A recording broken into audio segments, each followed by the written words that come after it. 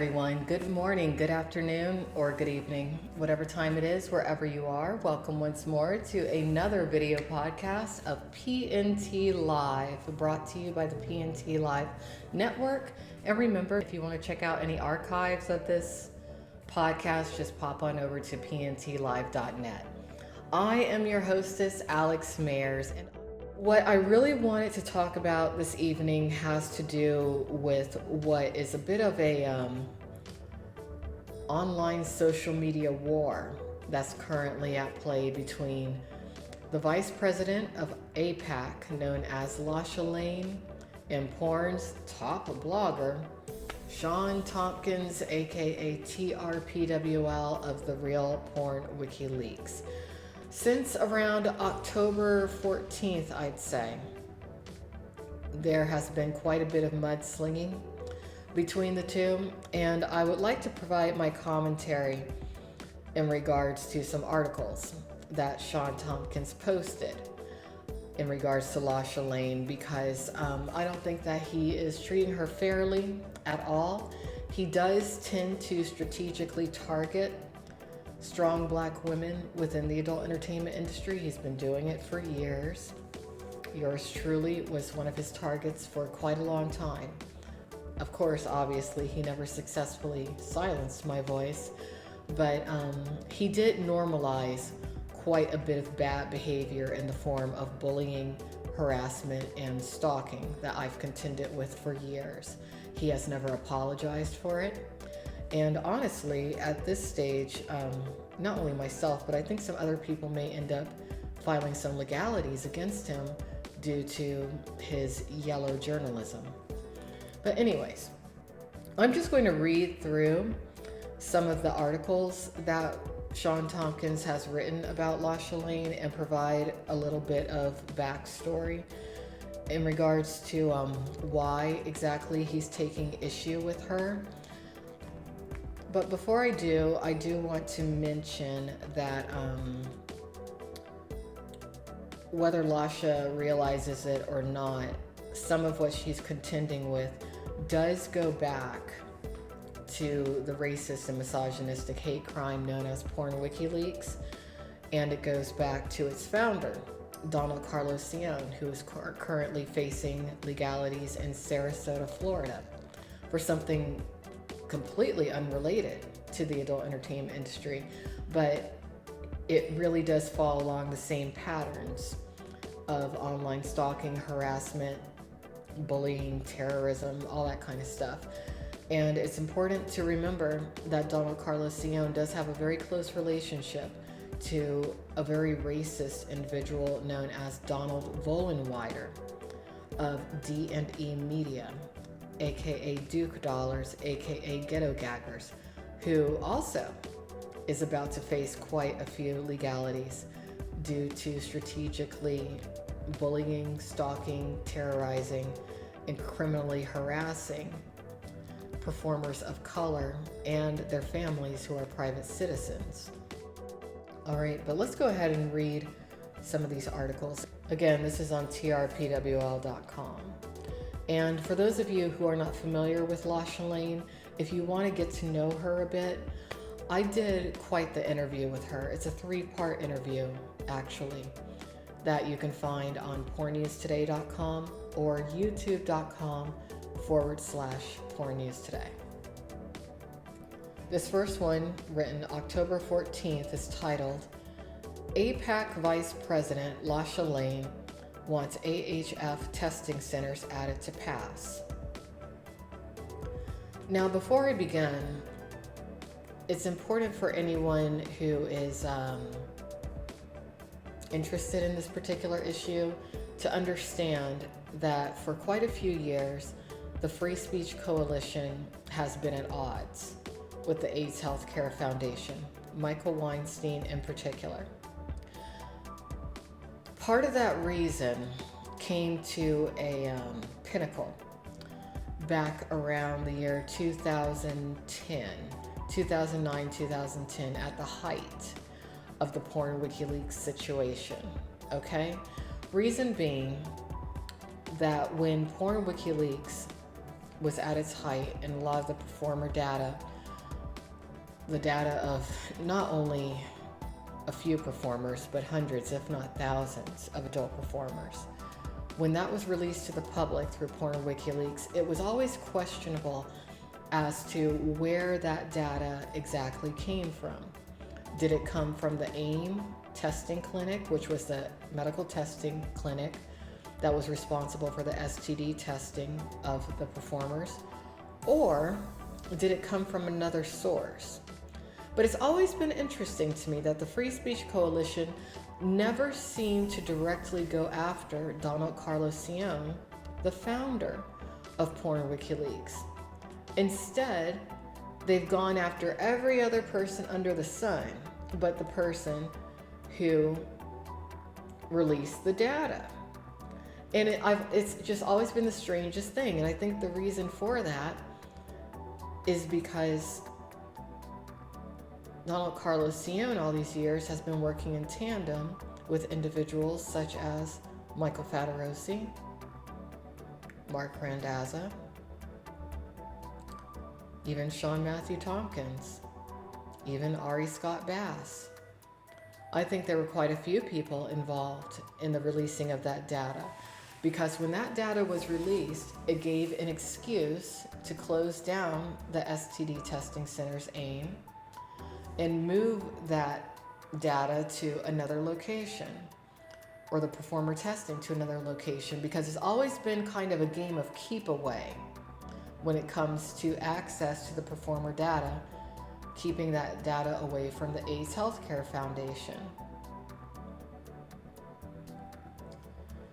Yeah, so anyway, let me just start reading this. But Sean Tompkins, just as another side note, would be very afraid of Michael Weinstein and the AIDS Healthcare Foundation, because I think that they know a little bit more about Sean Tompkins and what he's really about than he's comfortable with. So we'll see how this goes. Anyway, content trade performer Lasha Lane is either stupid or she doesn't care. She's not stupid.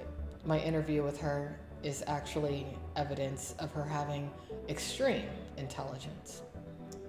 After floyding her way to a seat on AIPAC and a voice within the scam group BIPOC, she wasted little time in trying to weasel her way into pass-approved free testing. I guess what he means by saying floyding her way is by her utilizing the fact that she's African American to gain ground.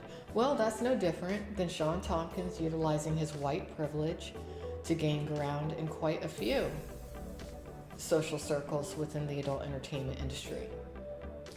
What's interesting about Sean Tompkins actually is that he is married to a definably black woman. I'd say a woman more along the lines of Kamala Harris, really, if you want to call that black. And he has several sons who, without a doubt, as they get older, will be defined as African American. Lasha has argued with people in the past about free testing. Apparently, the 15 or so scenes she's traded over the last 20 years have really set her back in test fees. So what's her first order of business after 8 votes were cast in the AIPAC election? Lasha Lane. Lasha has been very open about using AHF for her testing because it's free. The problem with that is her test would only be used in content trades with desperate people, say the Vinnie O'Neill types. Now, what's interesting about Lasha Lane is that, yes, Lasha Lane is a performer, okay? She's actually a groundbreaking performer for women of color who are within the BBW arena, okay?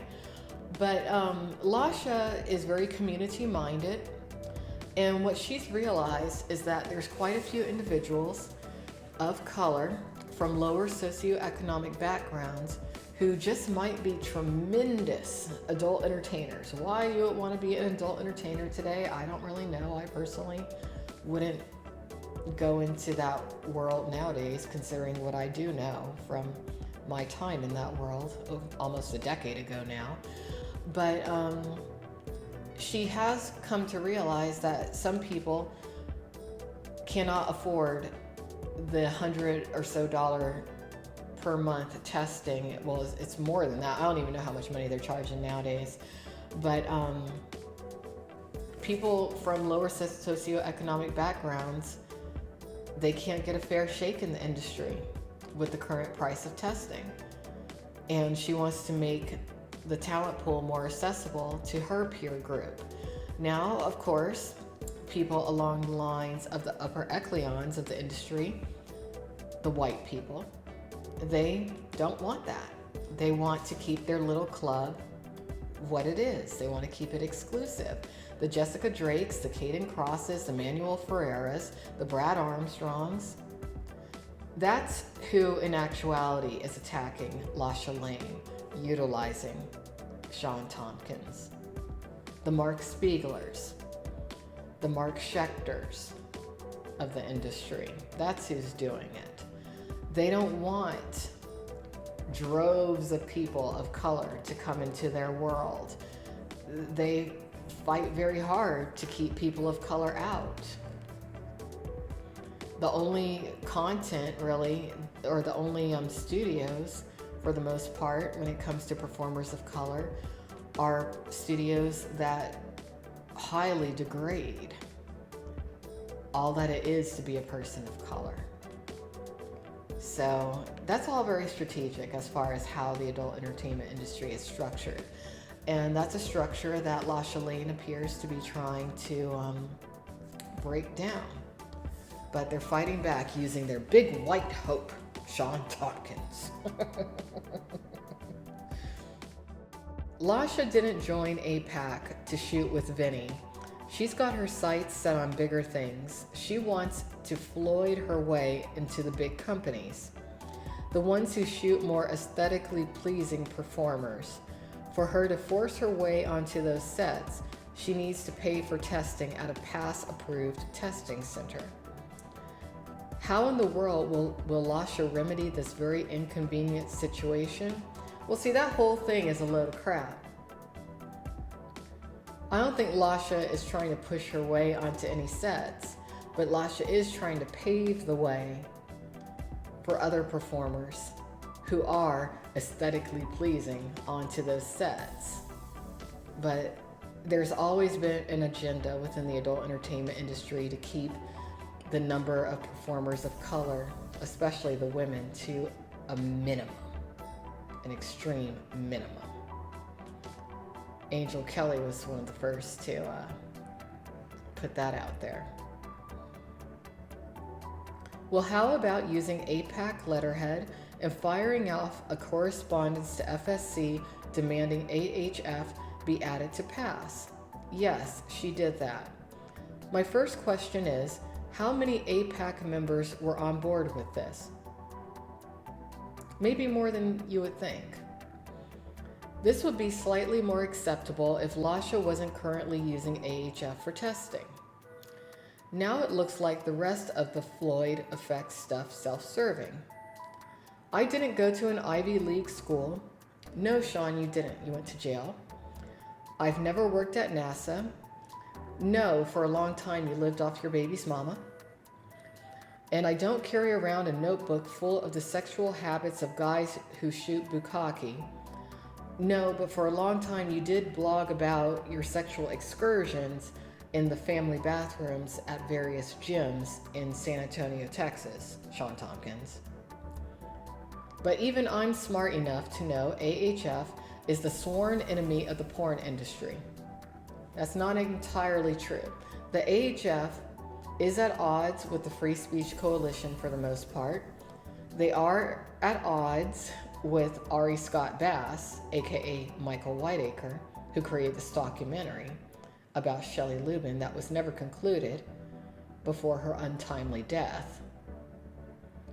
A man who used to be BFFs with Sean Tompkins. I would say that Sean Tompkins himself would have an issue with the AHF. I would say Michael Federosi would have an issue with the AHF. But when it comes to the multitudes of independent producers and distributors of adult content that make up today's porn industry, I don't really think that they would have much of a problem with the AHF. No. The hundreds of performers who utilize OnlyFans and other platforms of the like most likely don't have a problem with the AHF at all. The only problem I personally have with the AHF is that I think that sometimes they make promises to people attached to the adult entertainment industry that they cannot keep. And I think that sometimes when they approach certain people within the adult entertainment industry to help further their own agenda, they put those performers or professionals or individuals at more risk than those individuals bargain for when it comes to a certain level of stalking and harassment that is strategically in place by the Free Speech Coalition to silence anyone who does work with the AIDS Healthcare Foundation. That's what I think. They spent 6 years and millions of dollars in bribes or campaign contributions and ad campaigns to basically end porn because it didn't fit into the morality of founder Michael Weinstein. No, I don't think the AHF ever really wanted to end porn. I think that they had an agenda to make it a safer place due to what's happened to individuals such as Darren James. But Darren James is a black man, and the adult entertainment industry never has cared too much for people of color, especially when they contract various STDs, whether they can get rid of those STDs or not. But who gives a shit about that? Lasha needs her bi-century testing done for free. Ever notice how these advocacy groups always wind up with the smell of AHF on their breath? Ever notice how guys like Sean Tompkins have the smell of Michael Federosi, Mark Randazza, Donnie Long, and Ari Bass on their breath? We saw it with the porn union and now APAC and BIPOC. BIPOC needs those microgrants, and when it comes to Cinnamon paying for a new cell phone, who cares about porn? After all, she's been gone from it for 10 years, and Lasha has never really been in it.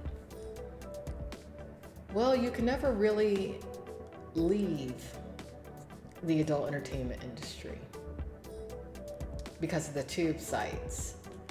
Once you're in there, and once you leave and you just have a regular job working in an office, a lot of people still think that you're in the adult entertainment industry because there's no expiration date on the content that you shot. Now, Cinnamon, I don't like her. She's a colorist. I would not advise joining BIPOC in the least, but I think she has good intention. Just going about it wrong. The next article I wanted to read was APAC President Anna Fox is terrified of Vice President Lasha Lane. The APAC email. Oh, and I mean, as of current, Sean, aka TRPWL, has written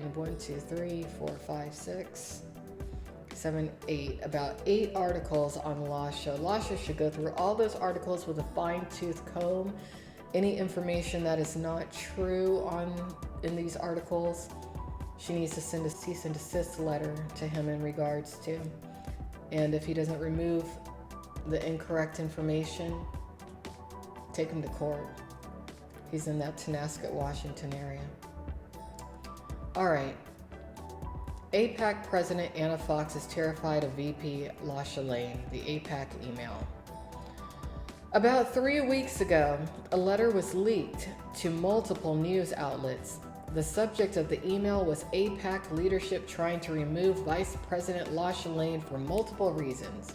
Below is that letter. This to me is hilarious. Trying to remove her. If they didn't want her on there to begin with, why even elect her? Is someone not doing their research? What's really going on here? This is weird. I'm just going to read it. And remember, APAC is an offshoot or a committee linked directly to the Free Speech Coalition. Dear Lasha Lane, I hope this finds you well, and I wish I could be writing to you under better circumstances. It has come to my attention that many members of APAC and outside companies and organizations have some grave concerns regarding your conduct as Vice President. So just very quickly, let's take a look at Lasha's Twitter, okay? Now keep in mind, before they let her become Vice President of this APAC crap, they could have researched her. Why? Did they just want to build her up to tear her down? Is that what this is? What's really going on? But okay, here's her tweets. And she's a very flamboyant person. She's basically actually a flamboyant, gay, white dude in a black woman's body. She just is. She's like a caricature, actually. Pinned tweet, September 7th. I'm aggressive. Perhaps I know what I want. But what you really mean to say is that you are intimidated by me. And baby, that's okay. You should be. I'm a bad witch, and it scares you. I love that. I feed on and bathe in it. I will devour you. I am the goddess of fire. All right, that was September 7th. 14 hours ago, she tweets, dick-sucking queen. 15 hours ago, she tweets, I am available now in Midtown Manhattan. To contact me, visit, and she puts a link. So she's doing her thing in Midtown Manhattan as of current. November 3rd. I'm extending my stay in NYC until November 7th. For bookings and media-related inquiries, contact, she puts her email address. November 2nd. Ho Tour, spelled Heaux, in New York with Kendra, Lee Ryan, and Phoebe Twigs. 1. Book your best threesome adventure before Saturday. So, I mean, is this the questionable activity? Is this the shady activity that APAC has a problem with? Or is it something else? Let's continue with this letter. After a lengthy and thorough investigation, the board and members of APAC have concluded the following. Soon after taking the vice president's office, you began writing to many different companies and organizations without conferring with the other board members. These emails CC'd many people, but none of which were other APAC board members. This is concerning to many on the APAC board, as we are a unit. Ideas and initiatives should go through all of us first before being acted upon. This led to a lot of confusion and made APAC look exceptionally unprofessional. They've been looking unprofessional ever since James Dean. Remember him? Many members have cited concern about your conduct on Twitter. While your Twitter is personal, your conduct is reflective of APAC because of your high position within the organization. But again, what about James Dean? Took him forever to get rid of him, or did they ever really get rid of him? And this is the adult entertainment industry. What is she supposed to tweet? It has led to members being scared to speak up about their opinions. Everyone in the porn industry who's anyone in the porn industry and accepted, they're all scared to speak up about their opinions. Because if you speak up about your opinions, what happens? They get in contact with their little stalker buddies, Ari Scott Bass, Donald Carlos Sion, Sean Tompkins, to terrorize you, to try to push you into silence. Who in the adult entertainment industry really speaks up about what's on their mind? That's working? Nobody. Who wrote this shit? We must be fair on this issue and follow past precedent where members have been reprimanded and even removed for similar conduct. It was quite shocking for many inside APAC and other industry members to hear that APAC proposed putting AHF in the pass system with FSC. This was discovered in an email that you sent to FSC. It was not approved by our board, and because AHF has tried many times to push laws that would be detrimental to the industry and performers, this is a bad look for the organization. What laws? The condom laws? Is that why you had Ari Bass terrorizing Michael Weinstein, calling him a condom Nazi, FSC board? Is that why you had, what's that guy's name? Danny Mountain trying to chase him in a gym? I remember, I think I had that video footage over on Porn News Today.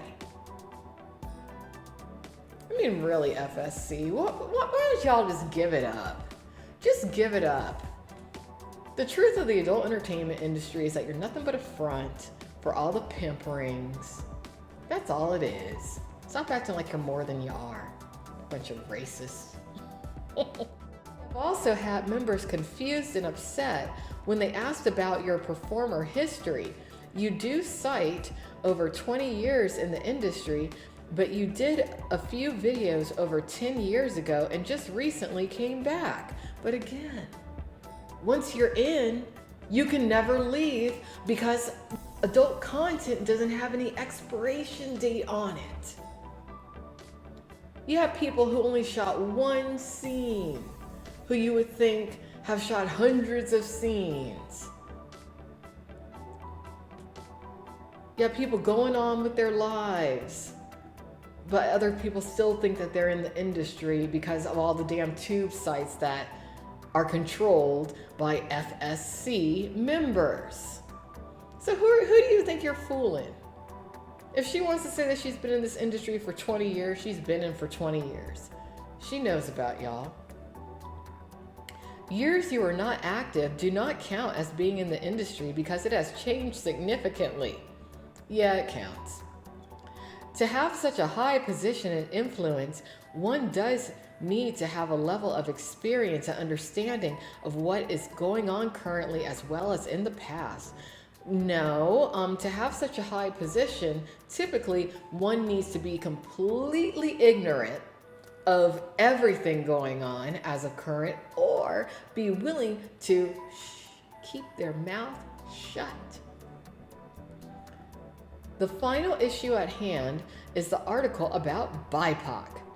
We have had a flood of members concerned about the allegations made by the now infamous article.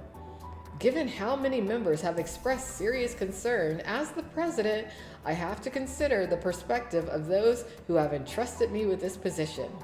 We as a board want to distance ourselves from the organization until they have at least 501c3 status of their own accord. Well, that's true. BIPOC shouldn't really be because it's run by a colorist, two colorists. Moving forward, it is believed that the best course of action is for you to step down as vice president. I don't think she should step down. Make them drag you out the building. Do like Omarosa, Lasha. Do like Omarosa. when Trump was trying to get rid of her. Make them drag you out. AIPAC would like to see you do this gracefully and on your own terms, as to not hamper your future prospects or cause further scandal. Cause more scandal, Lasha. Cause more scandal. Why not? It's porn. I surely understand if you do not accept this and would prefer a public vote based on the concerns outlined above. I would like to thank you for the service you have given thus far and wish you ever the best in your future endeavors. Okay, that's the end of the letter. As you can clearly see, they wanted Lasha gone, but wanted to do it quietly. Anyone who knows Lasha knows her mouth never closes. No, she is a loudmouth, yes.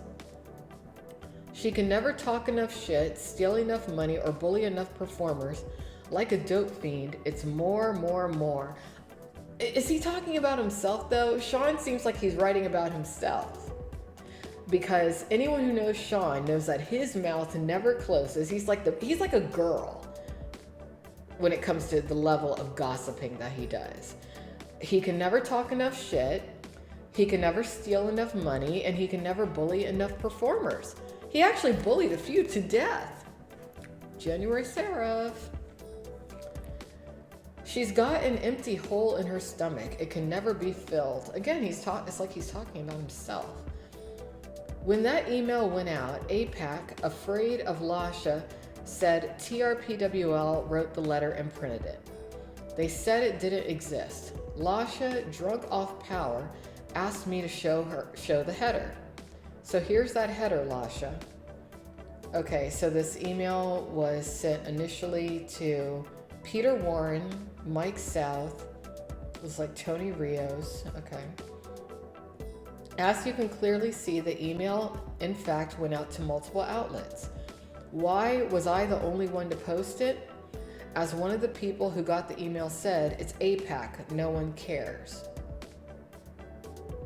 No. They don't want to touch this because Lasha Lane is African American. And there is a bit of racism at play when it comes to them wanting to push her out because she is a black woman who is not a house slave.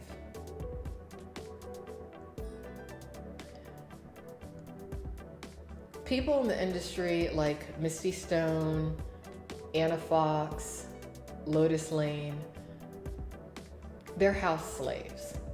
In pre-Civil War times, they would be the house slaves. Lasha Lane's from the fields. And considering that media outlets such as Xbiz, AVN,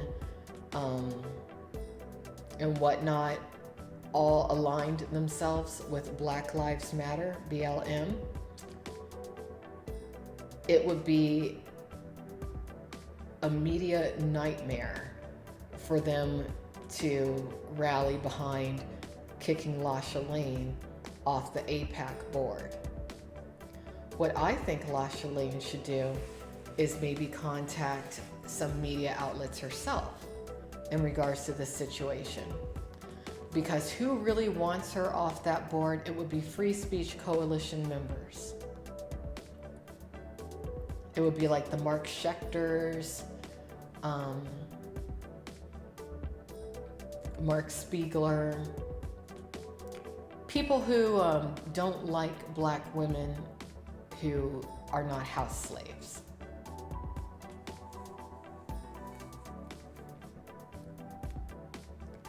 That day, Lasha repeatedly accused me of lying, making the letter up, and blah, blah, blah, blah, blah.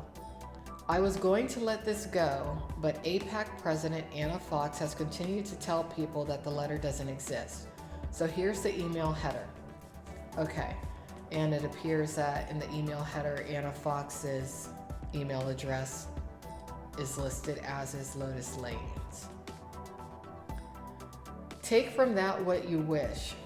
At this point, it's clear AIPAC wants Lasha gone. but they are too afraid to pull the trigger. Lasha knows this, and that's why she's continued to run her mouth and stir the pot with me, which is fine.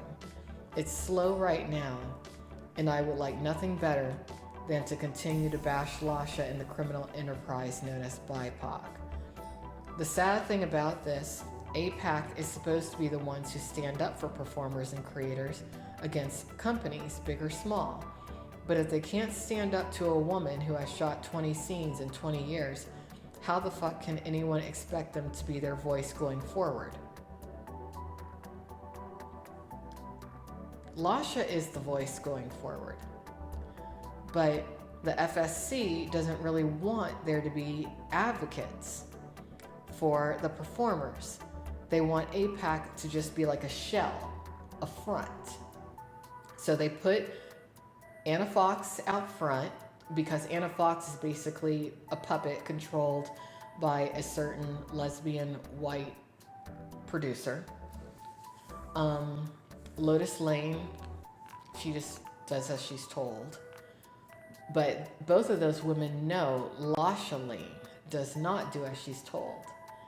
So really, Anna Fox and Lotus Lane would want Lasha Lane there, but they couldn't tell their white masters that they want her there. So that's my commentary for this. But let's see. So I'm going to be traveling indefinitely, as I have made known for a while.